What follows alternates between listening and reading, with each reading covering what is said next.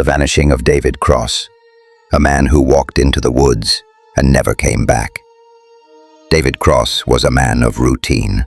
He woke up at the same time every morning, took the same path to work, and returned home by 6 in the evening without fail. At 38 years old, he lived a quiet, uneventful life in the sleepy town of Ashmere, a place where nothing extraordinary ever happened, at least not until the night David vanished. On October 9, 2007, David finished his shift at the local hardware store. Security cameras showed him locking the front doors at exactly 5:59 p.m. He waved to a co-worker, adjusted his jacket, and set off on his usual walk home. The route was familiar, a straight path down Elm Street and a shortcut through Briarwood Trail, a wooded area locals used to shave a few minutes off their evening commute. David never made it home. When his sister Emily arrived at his house later that evening for their regular Tuesday dinner, the lights were off. His car sat in the driveway. The television was still on in the living room, but there was no sign of David. Thinking he might have stopped somewhere along the way, she called his cell phone. It rang, then went to voicemail. By midnight, panic set in, and Emily called the police. A search began at dawn. Police officers, neighbors, and volunteers combed the wooded trail where David was last seen. Bloodhounds picked up his scent along the path, but it abruptly ended at a clearing known as Hollow Grove, a small patch of land surrounded by dense trees.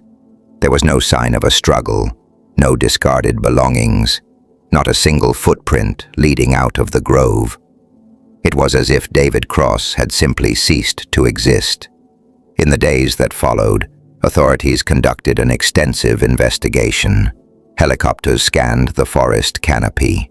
Divers searched the nearby river. Missing person flyers were stapled to telephone poles across the county. The case drew attention from the state police, but no clues ever surfaced. Then came the whispers. An old woman living on the outskirts of Ashmere claimed she saw a tall man standing alone in Hollow Grove around the time David disappeared.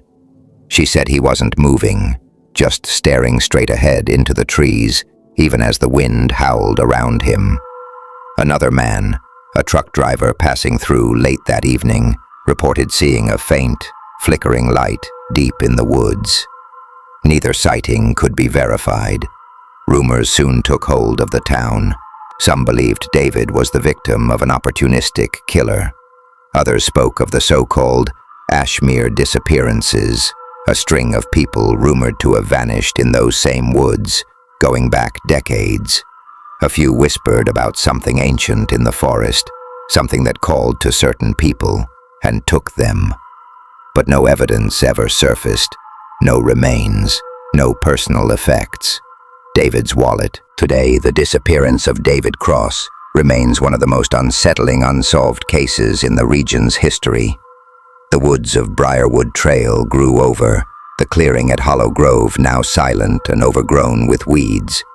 But locals still say that if you walk those woods after dark, you might catch a glimpse of a lone figure standing perfectly still, just at the edge of your vision. A man who went out for a walk and never came back. If this story gave you chills, be sure to like, subscribe, and follow for more haunting true crime cases and eerie unsolved mysteries. You never know what's waiting in the dark.